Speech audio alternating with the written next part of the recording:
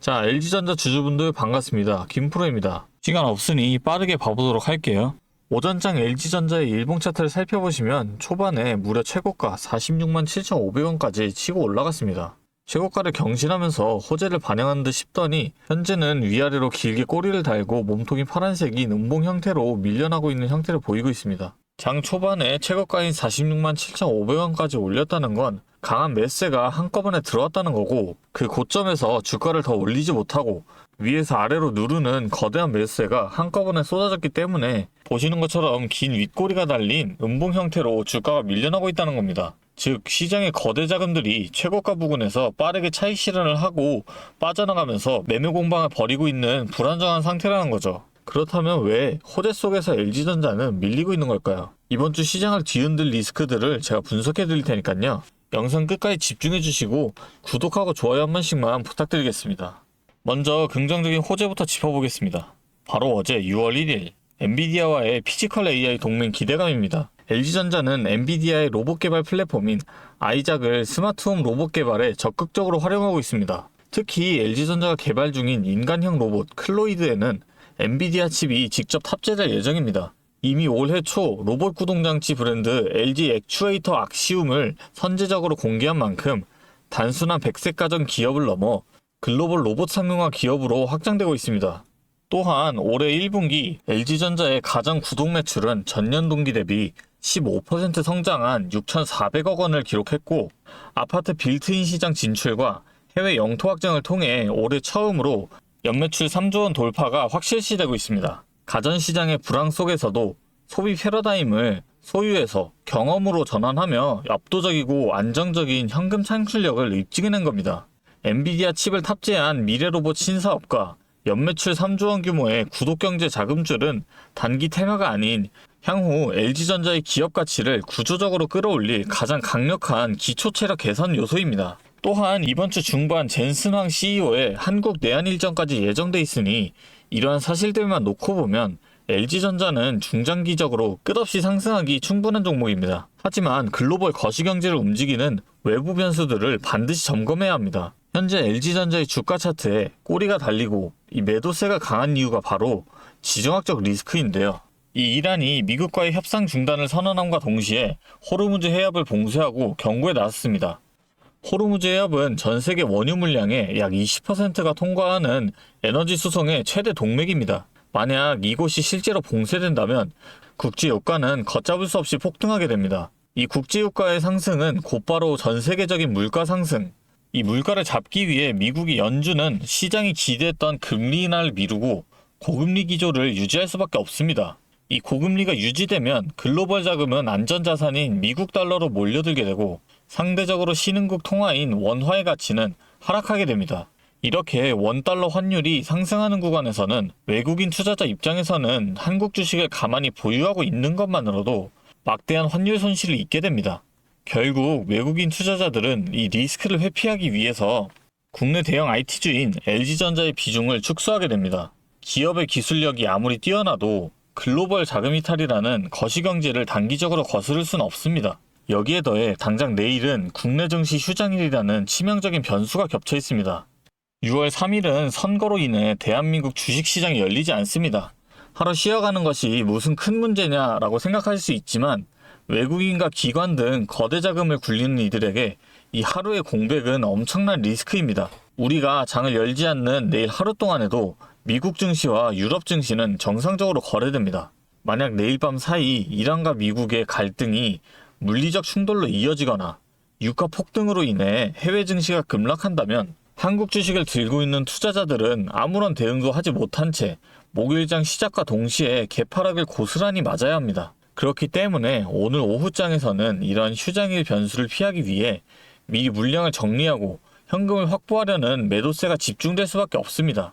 그렇다면 우리 개인 투자자들은 지금 당장 어떤 포지션을 취해야 할까요? 객관적인 대응 전략을 제시해 드릴게요. 오늘 오후장에 LG전자의 주가가 장중 고점에 도달했을 때 무리하게 보유 비중을 100% 끌고 가기보다는 일부 물량을 분할 매도해서 현금을 확보하시는 걸 권장드립니다.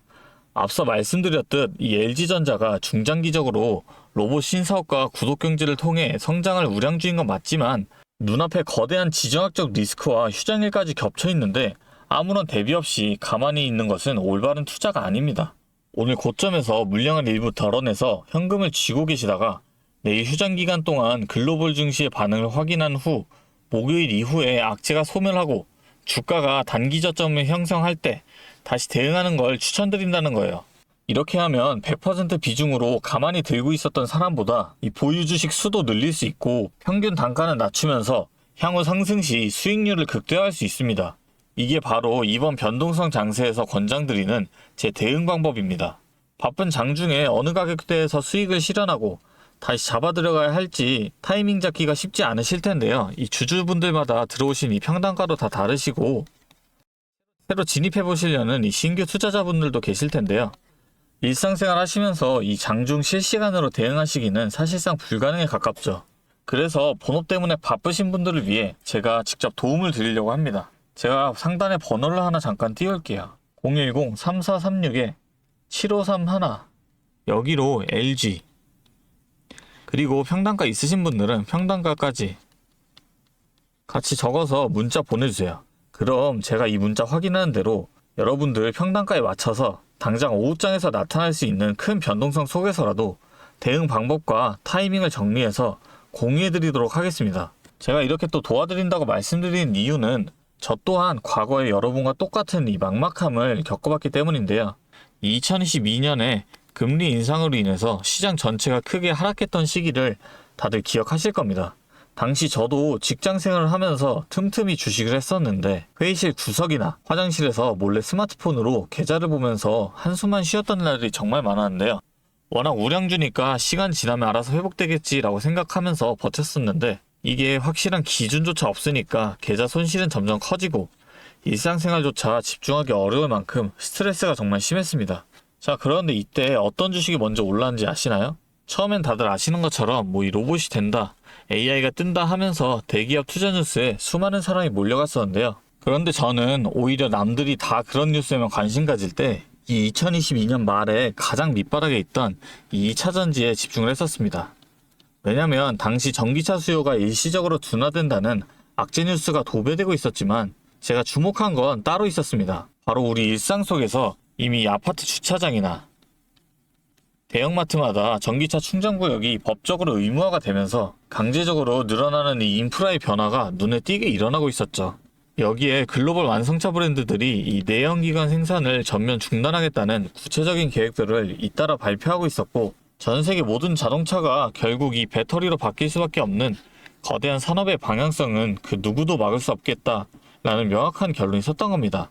결국 이 배터리에 들어가는 핵심 소재를 만드는 기업의 가치는 올라갈 수밖에 없다라고 확신을 했기 때문에 저는 남들이 다 포기할 때 이 2차전지 하나에 철저하게 집중해서 2023년에 계좌 손실을 메꾸고 빠르게 회복해냈었죠.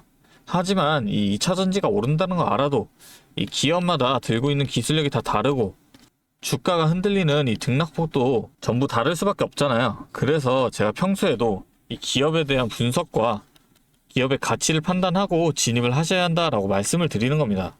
이 영상 보시면서 어떻게 해야 할지 걱정하시는 분들의 마음 제가 너무나도 잘 압니다. 여러분은 제가 겪었던 이 시행착오를 좀 피하셨으면 합니다. 다시 한번 말씀드릴게요. 010-3436-7531 여기로 LG 평단가 있으신 분들은 평단가까지 같이 적어서 문자 보내주세요. 그럼 제가 최대한 빠르게 확인해서 당장 오후장부터 명확한 대응 이어나갈 수 있도록 도와드리겠습니다. 그리고 여기까지 보신 우리 구독자님들을 위해 제가 아주 특별한 선물 하나 준비했는데요. 방금 제가 2차전지 이야기 말씀드렸던 것처럼 이 시장이 일시적인 악재에 가려져서 남들이 전혀 쳐다보지 않고 있을 때 이 메이저 자금들이 조용히 진입기회를 노리고 있는 하반기 핵심 주도주 이 리포트를 선물로 준비했으니까요. 주주님만 놓치지 마시고 이 선물까지 꼭 함께 챙겨가셨으면 좋겠습니다. 자, 오늘 제가 준비한 선물은 요즘 굉장히 핫한 이 AI와 관련된 종목인데요. 자, 그런데 이 AI가 사용되는 곳이 굉장히 또 많고 용량도 크다 보니까 전기가 부족해져서 이 전력난이 상당히 심각하다는 겁니다. 이게 어느 정도냐면 이 데이터 센터가 쓰는 전기량이 우리나라 전체 사용량의 2배가 넘는다는 거죠. 그래서 이 데이터 센터 기업들이 가장 먼저 해결해야 하는 숙제가 바로 이 전력난을 해결하는 겁니다. 자, 그런데 이 전력난을 해결하려고 발전소를 더 지으려면 이 10년이 넘는 시간이 걸리는데 당장 내일 전기가 모자란데 10년은 너무 길죠. 그래서 오늘 가져온 게 가상발전소인데요. 이 가상발전소는 정부와 기업도 큰 관심을 보이는 핵심 사업이라는 겁니다. 그러면 이 가상발전소는 뭘까요? 실제로 발전소를 짓는 게 아니라 여기저기 흩어져 있는 전기들을 네트워크로 묶어서 하나의 발전소처럼 통합 관리하는 시스템인데요. 예를 들어서 전기차 배터리에 남은 전기를 전력망에 다시 팔아서 수익을 낼 수도 있는 겁니다. 이런 식으로 전국의 남은 전기들을 AI가 모아서 마치 하나의 거대한 발전소처럼 운영하는 거죠. 사실 지금까지는 전기를 절약해야 한다 이렇게만 생각했잖아요. 그런데 이 조건 자체를 바꿔버린다는 겁니다. 이 발전소를 무작정 지을 수 없다면 있는 전기를 얼마나 효율적으로 쪼개서 쓸 수 있느냐가 핵심이 된 거예요. 이게 바로 이 가상발전소가 앞으로의 시장을 지배할 수밖에 없는 이유가 되는 겁니다. 이미 테슬라에서는 일본에서 가상발전소 사업을 전국으로 확대했고요. 우리나라 정부도 제주도에서 이미 시범 사업을 운영하는 중이죠. 결국에는 이 가상발전소, 즉 VPP 사업이 미래의 핵심 사업으로 자리 잡을 수밖에 없는데요. 제가 이 중에서도 무려 5년 전부터 이 가상발전소를 준비해온 특정 종목 한 가지를 가지고 왔습니다. 이 기업은 다른 경쟁사들이 이제 막 가상발전소 사업에 뛰어들 때 이미 5년 전부터 대기업들과 인프라 구축을 마쳤고 범용성 또한 한 가지에 묶여 있는 게 아니라 아파트, 상가, 공장, 그리고 전기차 충전소까지 서로 다른 에너지를 컨트롤하는 독보적인 통합제어 기술을 이미 갖추고 있다는 겁니다. 다시 말해서 에너지 효율을 뽑아내는 기술력이 시장 평균보다 이미 30% 이상 앞서고 있다는 평가를 받고 있어요. 그렇다면 올해 2026년 분산에너지 특화 사업이 본격화되면 어떻게 될까요? 이 기업의 소프트웨어가 전국에 깔리게 되는 압도적인 점유율을 예상해 볼 수 있겠죠. 그렇다면 우리는 남들보다 한 발 앞서서 이 수익의 길목을 지키고 있어야 큰 수익을 가져간다는 겁니다. 자, 제가 지금 정말 공들여서 분석한 이 종목 정말 궁금하시죠? 지금 화면에 보이시는 이 번호 010-3436-7531로 선물이라고 2글자 적어서 문자 보내주시면 제가 확인하는 대로 분석한 리포트와 함께 종목명까지 바로 공유해드리도록 하겠습니다. 제가 드리는 이 선물로 우리 구독자분들이 조금 더 여유있고 성공적인 투자 이어나가셨으면 좋겠고요. 지금까지 긴 영상 시청해주셔서 감사합니다. 김프로였습니다.